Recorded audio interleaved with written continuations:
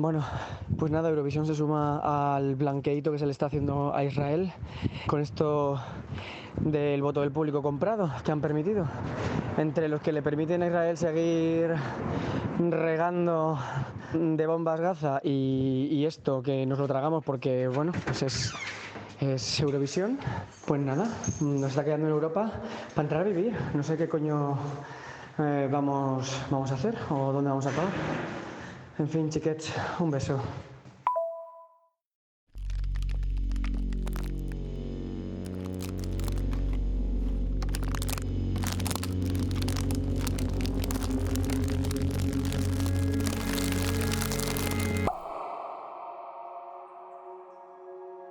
Hola, bienvenidas, bienvenidos a Ecoinsomnes. Somos, ya lo sabéis, Mario Juárez. Hola. Bruno Martín. Hola, ¿qué tal? Hola, hola. Y Pablo Izquierdo soy yo. Y en el episodio anterior hablamos de migraciones y hablamos un pelín de identidades y de si nos define mucho o poco nuestra tierra. Pero quiero que hablemos también de qué tierra, ¿no? ¿Os sentís más españoles, más europeos, más manchegos en vuestro caso o qué? Yo me siento muy europeo. Yo creo que europeo más que todo lo demás. Vale. La verdad es que no sé muy bien por qué. Porque yo he sido como varias cosas, talaverano, castellano manchego, español, inglés. Pero yo creo que la identidad europea es como la única categoría identitaria que recoge todas las demás, ¿no? Y además también de mi familia, porque tengo familia en Bélgica, en Reino Unido, en las Islas Baleares, como en muchos sitios, entonces como muchas culturas diferentes y Europa quizás es lo que las une. A mí, por cierto, el Brexit como ciudadano británico y español me dolió muchísimo. O sea, me dolió como a un nivel muy profundo, sí, simbólico, más que práctico, porque no me ha afectado realmente mucho, pero ahí lo tienes. Yo personalmente me pasa, bueno, en plan como las matrioscas, pues cuando estoy fuera de mis tierras actuales, pues hago patria de esa tierra que no piso, pero con Europa me pasa que estoy algo desinflado últimamente. Fíjate que yo defiendo mucho la diversidad que representa Europa y me parece bonita lo que es el tema, el concepto de la unión, pero con toda la mierda esta de Netanyahu, el genocidio de Israel, cómo se lo está gestionando todas las naciones y los estados miembros, la ley de protección de la naturaleza, no sé, estoy un poquito en plan de... Estamos perdiendo el partido, no sé cuál, pero no me está gustando. Yo creo que es una pena esto que dices, Mario, porque yo también con los valores europeos siempre me he sentido muy identificado. Hay una campaña que no sé si habéis visto, yo la he estado viendo en marquesinas de autobús y cosas últimamente, que se llama You Are EU, y son carteles que ponen pues cosas que se supone que es la Unión, ¿no? Dice democracia, diversidad, protección del clima, paz, libertad, respeto. Es que suena bien, pero luego... Transición. Claro. Sí, pero yo las leo y me siento bien, es como sí, pues yo quiero ser esas cosas por muy buenistas que suenen, pero... Eso, ¿y dónde están? Que yo las vea. O sea, sí, mirando, ¿dónde están?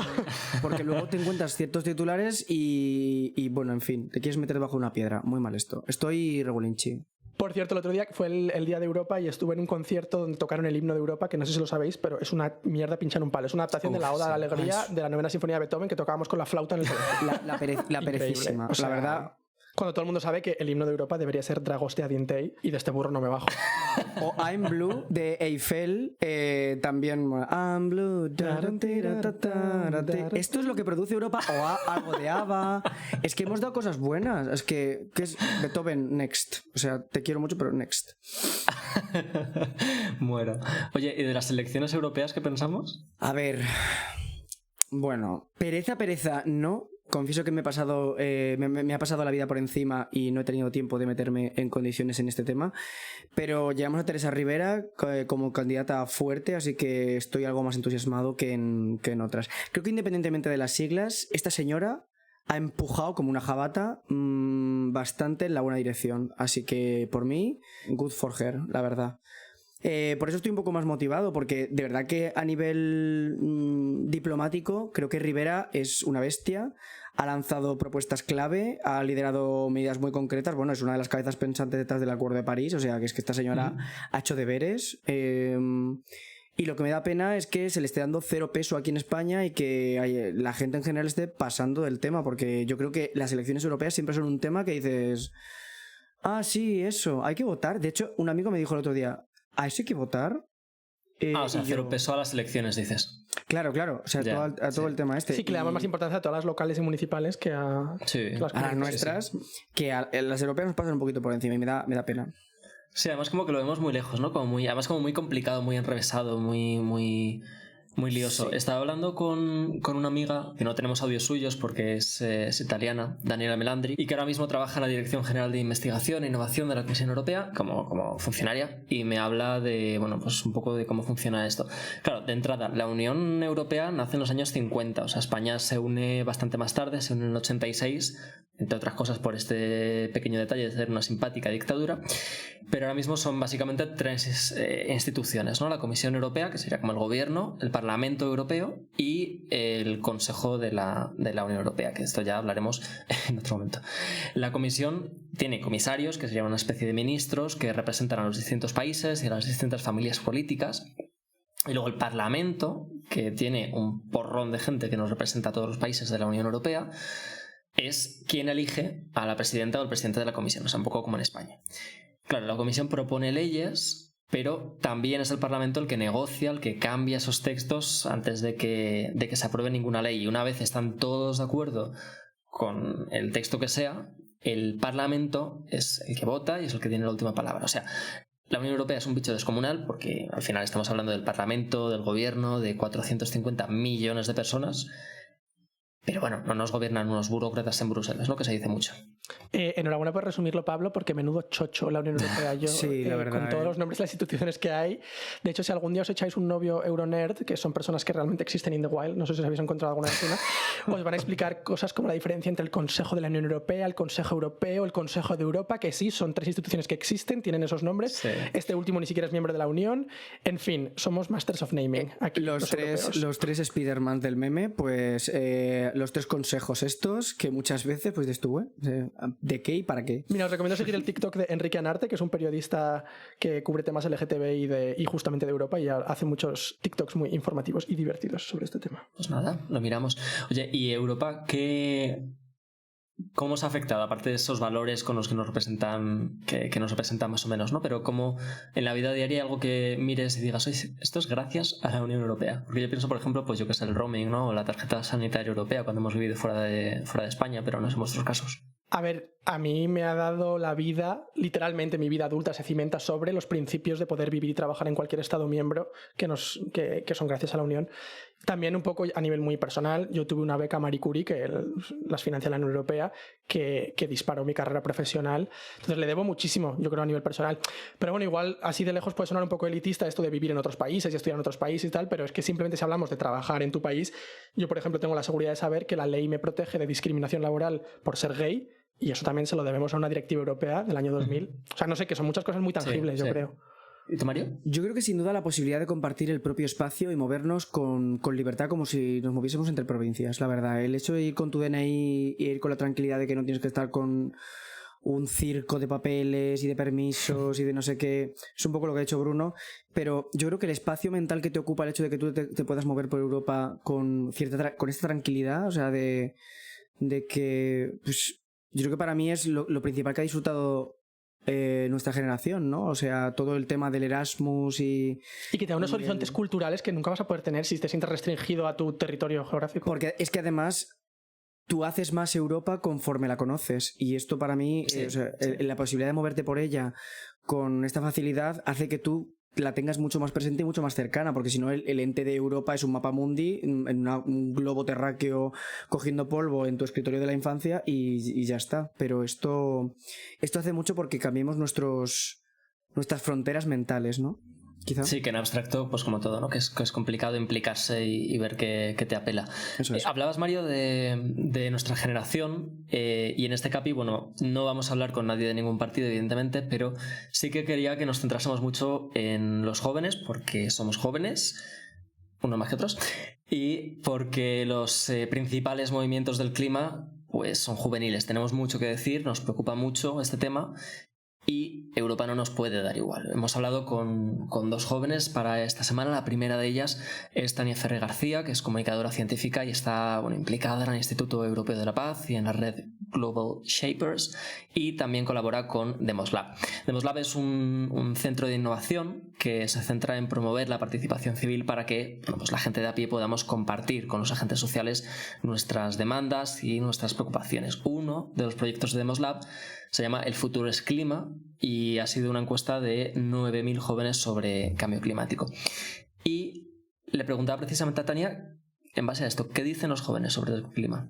Nos preocupa y nos preocupa mucho, ¿no? Y que creemos que no se está haciendo suficiente, que de hecho creo que era el 80% de la gente que había contestado creía que no existe suficiente concienciación ni existe suficiente educación medioambiental sobre la emergencia climática. Cuando estamos en un contexto en que, por ejemplo, en Cataluña tenemos sequía, vienen elecciones a nivel autonómico e incluso tenemos a nivel general, ¿no?, estas elecciones europeas, creo que es una perspectiva y da voz a algo que nos debería preocupar. No es solo el día de hoy que nos está afectando, sino que en un futuro pues nos va a afectar mucho más, y informes como este pues dan voz a la preocupación que existe y que tiene que ser algo que se ponga en la agenda.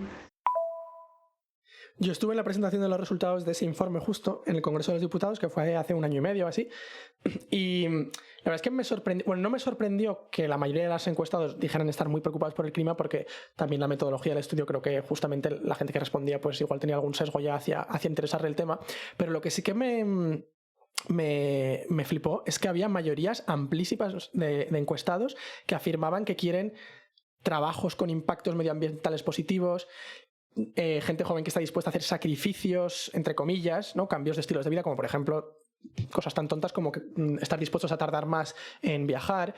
Y también había una amplísima mayoría de gente joven que confiaba en el poder de implicarse en la política, el poder que tiene la juventud de movilizarse políticamente para cambiar la situación de la transición ecológica. Yo creo que ese para mí era el faro de este informe, era el mensaje de esperanza de decir, la gente joven no solo está preocupada, sino que está muy concienciada con hacer esos cambios. Yo creo que aquí es donde en las elecciones y en Europa tenemos más capacidad de mover y de empujar a gente hacia una transición. Sí, además esto, o sea, no es la única encuesta que señala esto, ¿no? Va un poco también en la línea de otra macroencuesta del Consejo Europeo de Relaciones Exteriores, que ha concluido que, bueno, que la división entre izquierda y derecha pues es menos útil de lo que era antes para definir o para predecir el comportamiento electoral, pero hay temas que sí que son principales, que sí que definen o que se espera que definan las elecciones, por ejemplo, estas próximas al Parlamento Europeo, y son dos: la inmigración y el cambio climático, justamente. Mira, ahora que mencionas la migración, en el último episodio hablábamos de migraciones climáticas y pasamos un poco de puntillas por las políticas europeas, pero es que se acaba de aprobar un nuevo pacto sobre migración y asilo que lo que buscaba era, en principio, unificar el trato que reciben, ¿no?, los solicitantes de asilo en toda la Unión, y además lleva años de negociación, se ha enquistado muchísimo, casi todos los partidos están descontentos con el texto final que se ha aprobado, algunos porque les parece muy drástico, otros muy tibio, pero en la práctica lo que ha pasado es que se han endurecido las condiciones de entrada y de devolución de los migrantes,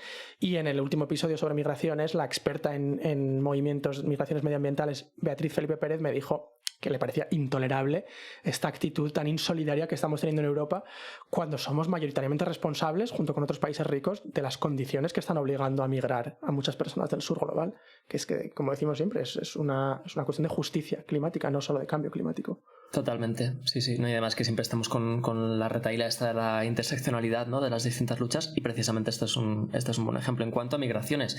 Pero lo dicho, también tiene mucho que ver con temas verdes y temas de agenda ambiental, que es verdad que ha retomado bastante estos últimos años. En 2019 se publicó el Green New Deal en Estados Unidos, y en Europa aprobamos el Pacto Verde Europeo, que se ha convertido en la principal punta de lanza de la política climática y energética, ¿no?, de la Unión.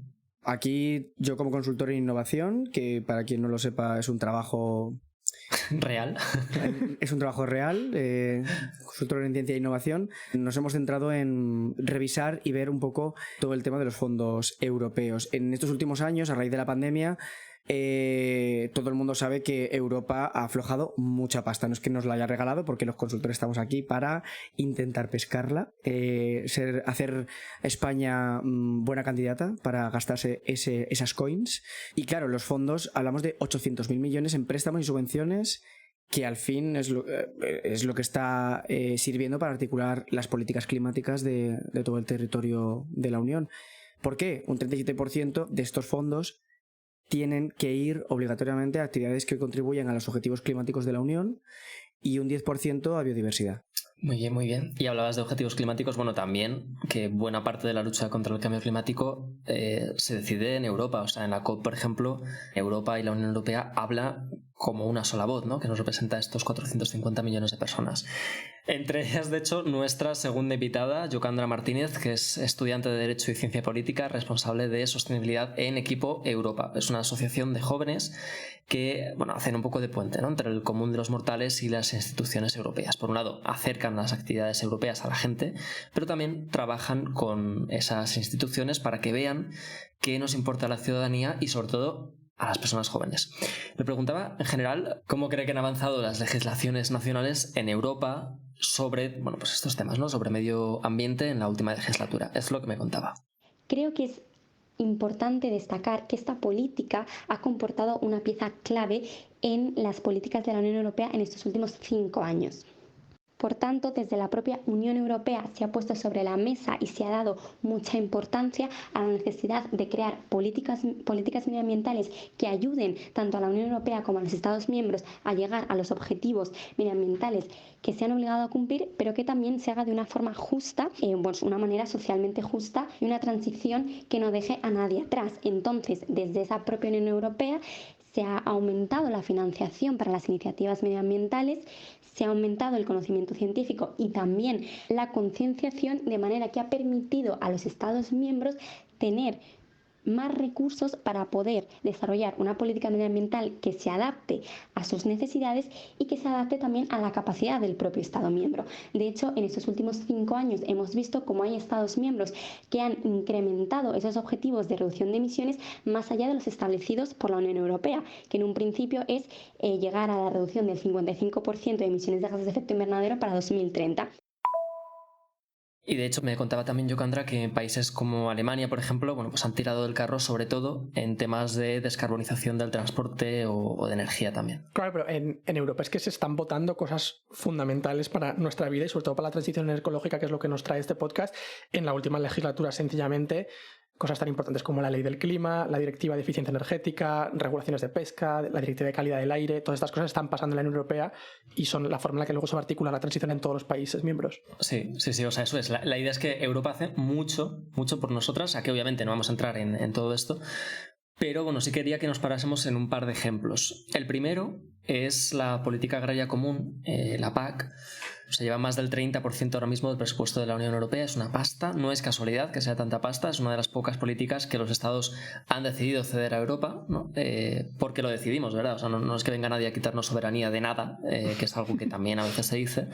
Es algo que tú cedes voluntariamente y de hecho es de las primeras políticas de la Unión Europea, bueno, de hecho antes de ser Unión Europea, porque bueno, pues viene de una posguerra mundial donde hacía falta aumentar la producción agrícola en toda Europa. Nació con el objetivo de dar de comer a Europa después de la guerra, ¿no? De hecho. Eso es. Que estábamos socarrat. Es que esto creo que en general se ha vendido que lo de los burócratas de Bruselas como si fueran como una especie de inquisición de corbata, el Club Bilderberg ahí en una especie de torre de malo de peli. No sé, casi como que nos gobiernan reptilianos, se quitan la máscara y se ríen de nosotros, o sea, en sus meetings. Hay mucho discurso polarizante aquí y creo que ha ganado terreno, ¿no? Como ya vimos con el Brexit y se pone... Y bueno, y de hecho el Brexit es buen ejemplo de todo lo que luego se puede perder cuando, bueno, en general un país ve como enemigo a Europa, se sale un poco a las bravas o en plan no me importa nada y tal porque vamos a estar mejor y veces que esto es problemático. Sí, y no tangibiliza cómo está afectando al día a día. Eso es. Volviendo al tema de la política agraria común, ahora mismo estamos con una PAC que se renovó en 2023 para 4 años y justo está en el punto de mira por todas las protestas que ha habido del campo, entre comillas, en estos últimos meses.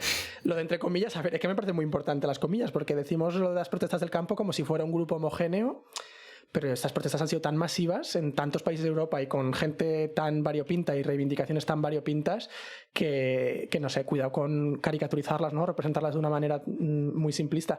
Yo en general a tope con la mayoría de las reivindicaciones, pero también hay algunas que se contradicen. O sea, una queja común, por ejemplo, que tienen los y las agricultores es la excesiva burocracia, a la que tienen que enfrentarse para poder aplicar la financiación, y yo lo entiendo porque están a sus cultivos y a su ganado, lo que sea, y no necesariamente al papeleo, que no tienen tiempo en su día para, sobre todo los agricultores pequeños, ¿no? Para muchas de estas tareas, y también a la competencia desleal con productos que se importan de fuera de la Unión Europea, que no tienen que cumplir las mismas normas o exigencias de lo que se cultiva aquí.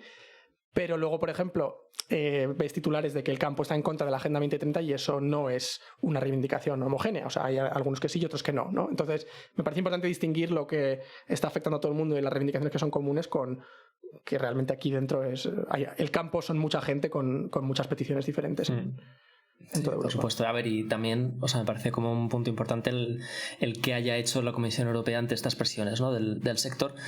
Y es un ejemplo también de que también hay que apretar a veces, que Europa no es una maravilla siempre infalible. En este caso, en febrero, y en base a estas presiones rebajó nuestros objetivos para 2040, se le va a dejar de pedir al sector agrícola que haga recortes concretos de emisiones y va a dejar de ser obligatorio dejar parte de la tierra en barbecho o rotar cultivos, por ejemplo. También otra cosa que se quiere hacer es paralizar una ley que buscaba reducir a la mitad en la próxima década el uso de pesticidas. Bueno, en fin, lo que decíamos, ¿no? En este tema ha habido mucha polarización, a veces creo que no se entiende nada, o sea, las organizaciones ecologistas, por los comunicados que han ido emitiendo, están del lado de los agricultores en defender que la PAC necesita reformas, que necesitan cambiarse las reglas para que no haya una competencia desleal de esas grandes explotaciones, también de las importaciones, para que los márgenes de las grandes distribuidoras, en fin, no sean tan obscenos, que lo son, y esta gente pueda ganar un dinero digno por su trabajo, que es muy duro.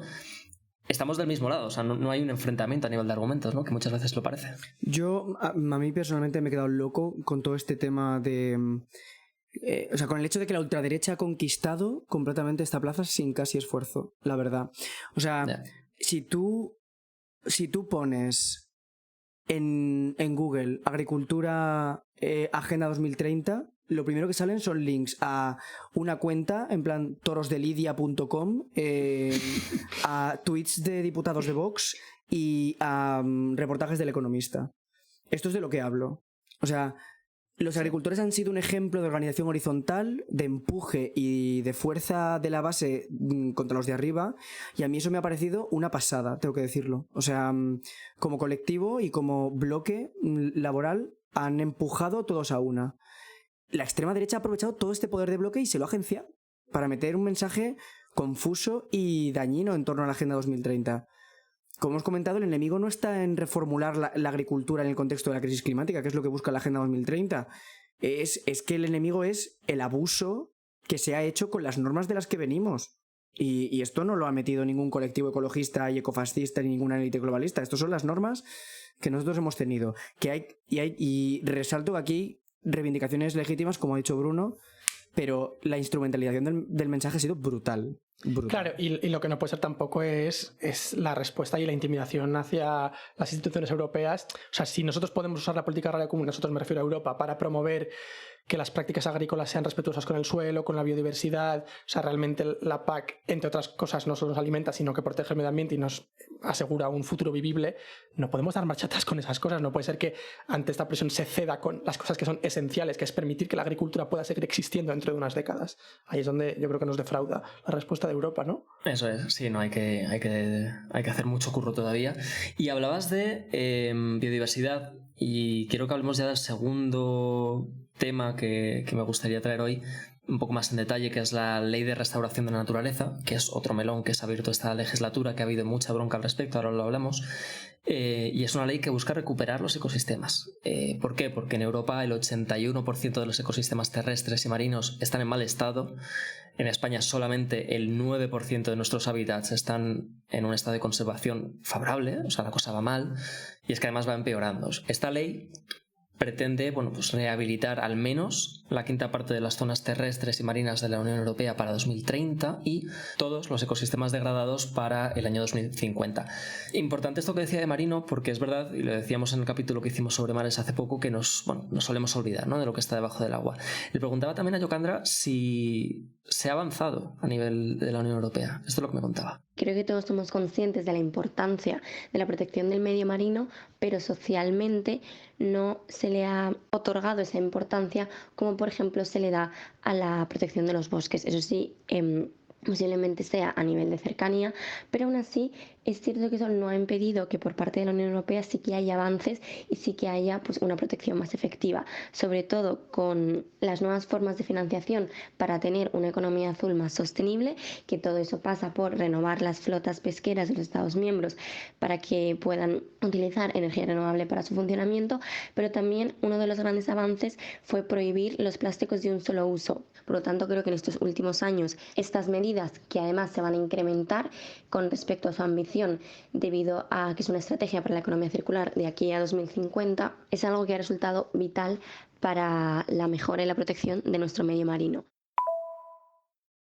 Bueno, esto en cuanto a los mares, pero volviendo a la ley de restauración de la naturaleza, en fin, incluye esto, pero también incluye cosas sobre la diversidad de los polinizadores, por ejemplo, que sabemos que es tan importante para la agricultura. Y pues eso, la idea es que esta ley forme pues los cimientos de ese pacto verde europeo, ¿no? Que se pueda articular más pronto que tarde. Por cierto, es ley, o sea, no es como una directiva o algo que pueda luego coger cada estado miembro y aplicarlo, bueno, pues como buenamente quieras, la que es, y una vez esté ratificada, pues todos los países la tenemos que cumplir, lo cual, pues si es ambiciosa no es mala noticia, desde luego. Bueno, dices ratificar, pero es que antes de ratificarla ha habido que escribirla, y esta ley lleva dando tumbos desde 2022, por lo menos, ¿no? O sea, fue presentada por primera vez a la Comisión Europea hace un par de años y ha sido uno de los expedientes más cargados políticamente de todo el mandato. Ha traído cola, sí. Si no recuerdo mal, el Partido Popular Europeo y la ultraderecha la intentaron tumbar varias veces durante la tramitación.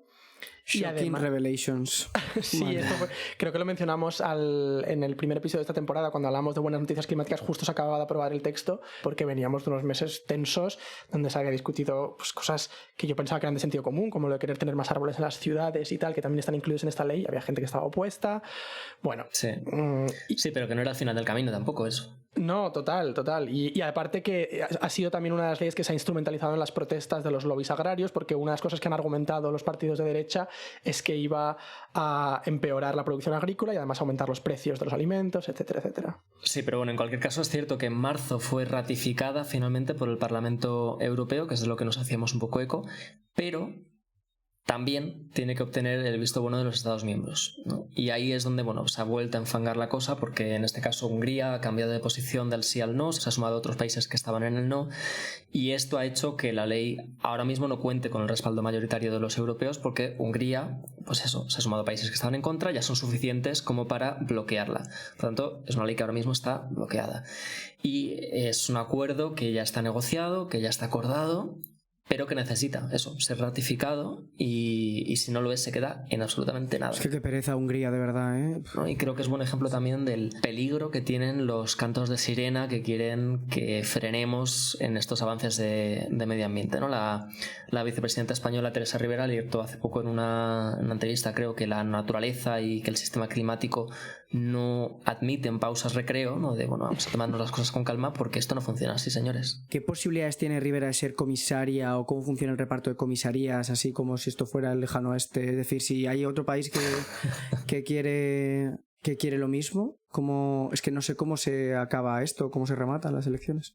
Sí, esto de hecho es una duda que tenía yo también, se la pregunté a mi amiga Daniela, gracias Daniela, y me contaba que bueno, que hay muchos factores y estas quinielas son bastante impredecibles, ¿no? A la hora de luego quién consiga qué cargo, pero que dentro del gobierno europeo, digamos, a cada estado miembro nos toca un puesto, ¿no? Entonces luego ya hay unas negociaciones de qué puesto es estratégico para cada país. Por tanto, bueno, pues si España considera que el tema del medio ambiente es estratégico y hay unas negociaciones, o realmente, pues bueno, no hay gente dándose tortas por esa cartera, pues probablemente nos hagamos con ella, pero bueno, no tiene por qué ser así tampoco, ¿eh? En cualquier caso, todo esto muy bien, lo de tener leyes fantásticas y que se aprueben cosas y textos y todo el Juego de Tronos europeo, pero también hay que recordar que Europa tiene mecanismos judiciales para que una vez las leyes tengan cara y ojos, que no los países, esto no sea un chocholeteo que podamos hacer lo que nos dé la gana. O sea, sí que si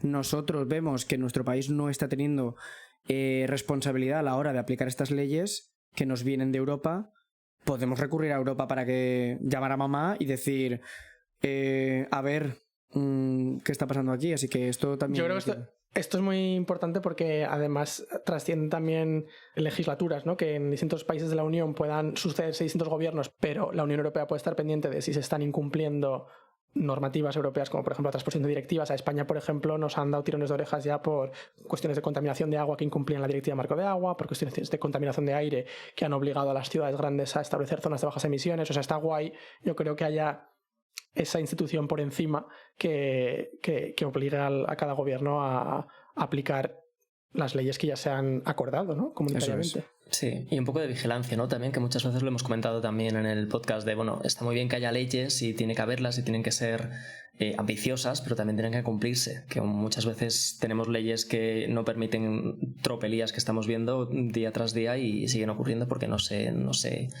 vigila que se cumplan, ¿no? Así que buen punto también por ahí.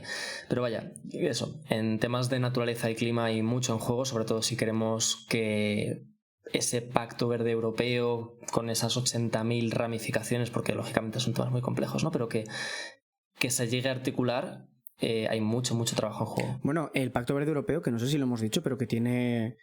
O sea, que a lo mejor... Aquí hablamos de cosas como si fuéramos el plan nuestro de cada día, porque estamos todo el día en la trinchera, pero hay que recordar un poco qué objetivo tiene el pacto verde europeo, y es que básicamente son 3, o sea, que no haya emisiones netas de gases de efecto invernadero en 2050. Que bueno, poca gracia me hace a mí lo de emisiones netas con el netas ese delante.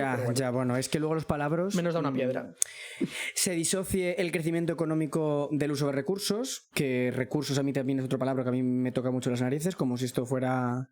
Bueno, ya sabes, el utilitarismo que hacemos nosotros del entorno, y que no haya personas en lugares que se queden atrás. Y esto también me parece que lo decimos mucho, y creo que en temas de política internacional es relevante poner soluciones reales a esta frase, porque lo decimos mucho de nadie se puede quedar atrás, pero si vemos gente que está por detrás, señores, a lo mejor deberíamos ponernos un poquito la pilita para que nadie esté atrás, porque está mucha gente atrás, en verdad.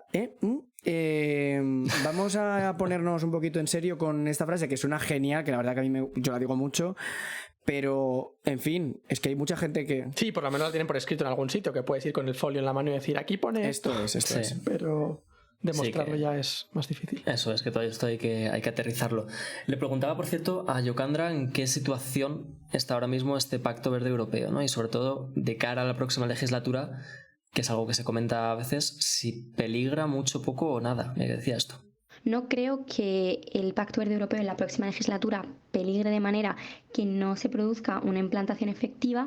No obstante, creo que, pues al final todos los grupos parlamentarios y todos los Estados miembros están de acuerdo en la necesidad de realizar todo lo que esté en nuestra mano para poder paliar estos efectos del cambio climático, pero sobre todo yo creo que en esta próxima legislatura lo que vamos a ver va a ser que las diferencias van a estar no en tanto si aplicar el Pacto Verde Europeo, sino en cómo aplicarlo. Ahí es donde va a estar la pieza fundamental de la cuestión. No se cuestiona ya tanto y no se va a cuestionar su necesidad, pero sí se va a cuestionar los medios y la rapidez o la ambición de sus políticas y de sus estrategias. Y de hecho, para visualizar esto un poco, hay una web súper útil que me pasó mi amiga Isa López Neira, que un besazo, Isa, y se llama, está en inglés, pero luego lo podéis poner en español, ¿vale? Se llama CAN Europe, C-A-N Europe, y es el EU Parliament Scoreboard. Y es una especie de tablero en el que puedes seleccionar, o a nivel general, o incluso ley por ley y votación por votación, y ver, tanto en el conjunto del Parlamento como por los parlamentarios de tu país, que ha votado cada partido en esta legislatura en temas de naturaleza y clima, ¿no? Ya digo, incluso eso está muy bien. Votación por votación. Los recibos. Muy bien los recibos, muy bien eso, hacer un poco de escrutinio, ¿no? Lo que han estado haciendo y ver si confiamos en ellos o no para la siguiente legislatura. Porque a la gente se le calienta el boquino, pero son las acciones las que queremos ver. Esto es. Y aquí me parece importante repetir, ¿no?, que el que se avance o se retroceda en la adaptación y en la mitigación contra la crisis climática y ecosocial depende, de lo que ha comentado, de que elijamos a una persona u otra, porque hay perfiles que son clave para dar forma. Repetimos mucho en este podcast que la voluntad política es al fin y al cabo lo que cuenta a la hora de ver soluciones tangibilizadas en nuestra sociedad y en nuestro entorno, y llevar a Europa un perfil que tenga muy presente esto es clave.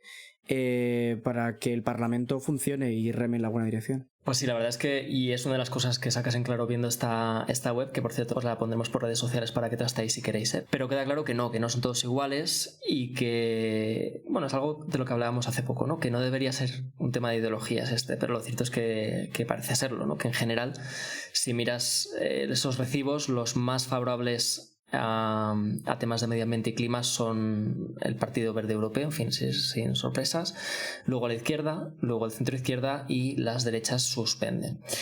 En fin, esta ha sido la última legislatura. Para la siguiente tenemos otra oportunidad, ¿vale? El día 9 de junio se elegirán a 720 diputados al Parlamento Europeo, de los cuales 61 son nuestros, son de Españita. Si tienes nacionalidad española y resides aquí, no tienes que hacer ningún trámite. Aunque bueno, si te has cambiado hace poco de casa, pues echa un ojo a los datos que tengan en la oficina del censo, por si lo que fuera. Pero puedes votar. Además, son unas elecciones como cualquier otra, ¿eh? Tú te vas a tu colegio electoral tu domingo, echas tu papel, hay las listas, o sea, que la gente me preguntaba si esto es por internet o si... No, son elecciones, tú vas a tu colegio y votas. O por correo, ¿eh? O por correo, también puedes pedir el voto por correo ya. Tenemos una responsabilidad muy grande, yo creo. Estamos en un momento en el que las ultraderechas están en auge en todo el mundo, y eso también significa en toda Europa, y es que en España tenemos uno de los pocos gobiernos ahora mismo que, bueno, te puede gustar más o menos, pero ha puesto a la ultraderecha en la oposición y se ha opuesto a su discurso, y tenemos un gobierno que está comprometido o al menos preocupado por la crisis climática, y yo quiero pensar que tenemos este gobierno porque es un reflejo, al menos, de la conciencia de nuestra ciudadanía. Yo quiero que la ciudadanía llevemos esta visión o este liderazgo comprometido con la sociedad y con la transición climática también en la Unión Europea. Ojalá que sí. Y de hecho, en 2019 el voto de nuestra generación fue crucial para aumentar la participación, porque es verdad que en las europeas la participación suele ser vajilla. Y al igual que en 2019, pues bueno, nuestro voto puede ser crucial en un momento tan estratégico como este, ¿no? Hablábamos antes del Futuro es Clima de Demoslab. Bueno, pues a raíz de aquella encuesta habrán cogido, por ejemplo, 40 jóvenes al azar por toda España y los han juntado con 20 especialistas en temas climáticos. Es una de las iniciativas que se están trabajando en este sentido, y Tania es una de las 40 jóvenes de este foro. Le preguntaba un poco por curiosidad, entre cosas que podemos hacer para hacer llegar nuestra voz a las decisiones y en este caso a Europa. Este foro en el que participó, bueno, pues cómo funciona, ¿no? Cómo funcionaba, y sobre todo si podía compartir alguna conclusión, ¿no?, de lo que sacó en claro de este proceso. Pues la verdad es que creo que ha sido algo muy enriquecedor y ha sido pues empoderador, ¿no? Creo que estas serían las dos palabras con las que definiría. Creo que el proceso empezó con una parte más de formación, en la cual pues se igualaba el conocimiento de todos sobre el tema, porque obviamente había gente que tenía menos o más conocimiento, y a partir de aquí pues se creó como esta parte más deliberativa, ¿no?, en la cual pues todos teníamos nuestra voz. Nosotros pues en equipos o a nivel individual, ¿no?, pues establecíamos cuáles eran nuestras prioridades, cuáles eran pues incluso diferentes soluciones, ¿no?, que nosotros proporcionaríamos, y pues a distintos retos, ¿no?, que hay pues cuando hablamos de cambio climático y medio ambiente a nivel nacional e internacional, ¿no? Entonces el proceso fue un poco más de formación, después de liberación y co-creación, ¿no?, de distintas soluciones, y de todos pues tener nuestra voz de dónde pondríamos pues dentro de los distintos retos que hay, pues cuáles son los que nosotros creemos que tienen más prioridad y menos prioridad, ¿no? Y la verdad es que después ha sido como esta parte que es lo que yo definiría como más empoderadora, ¿no? Y es que se nos ha dado voz, se nos ha dado un montón de oportunidades en las cuales pues hemos podido tener reuniones con distintas autoridades políticas, hemos podido participar en actos y reuniones, y un poco pues esa ha sido una experiencia, ¿no? Creo que ha sido enriquecedor tener una plataforma y tener la oportunidad, ¿no?, de tener voz en algo que como personas jóvenes pues nos afecta tanto, ¿no? Pues la verdad que esto es muy guay de ver iniciativas que salgan de base, de un poco la masa crítica de los jóvenes, y que lleguen hasta ese punto, ¿no?, de escucha, que luego no sé a nivel efectivo cómo de vinculante o no es, pero está muy bien ver que tus iniciativas puedes organizarlas horizontalmente de manera que lleguen hasta este punto y que al menos tengan una visibilidad y se escuchen. Así que se escuche, que no sea solo el cada 4 años meter la papeleta, ¿no? Exacto, eso es. A mí eso me parece, la verdad, que conecta un poco más el hecho de que las este tipo de elecciones que tiene tan baja participación, en un futuro pueda esto cambiar y estén más presentes en la vida política de la gente, ¿no? O sea, como son las locales o nuestras elecciones nacionales. Sí, no, la verdad es que son como iniciativas que te permiten un poco dibujar, ¿no? Opciones y ver, sobre todo, que la gente joven veamos que, en fin, que tenemos una voz tanto en la toma de decisiones nacional como internacional, ¿no? Que es un poco de lo que estamos hablando. Nos tenemos que ir ya, pero el estudio que decíamos al principio, que hablaba de las migraciones y de la crisis climática como las grandes preocupaciones de los europeos para estas elecciones, bueno, pues a los grupos de votantes preocupados por un tema los llamaba tribus. Y a mí me mola el concepto. Vamos a ver si podemos ampliar la tribu climática. O sea, tenemos 3 semanas para meter este tema en las conversaciones todo lo que podamos, porque de verdad, y lo decimos mucho, pero es que nos va la vida. Gracias, como siempre, a nuestras voces invitadas por acompañarnos en este capítulo, a Yocandra Martínez y a Tania Ferré. Gracias a vosotras y a vosotros por escucharnos. Por favor, si os ha interesado, si os viene a la cabeza alguien a quien escuchar esto pueda animarle a votar, por favor, compartídselo. Y nada más, Mario, Bruno. 9 de junio, a las urnas. Eso. Tenéis una quedada ya, no hagáis planes. Chao. Vámonos. Gracias. Hasta luego. Un beso, chao.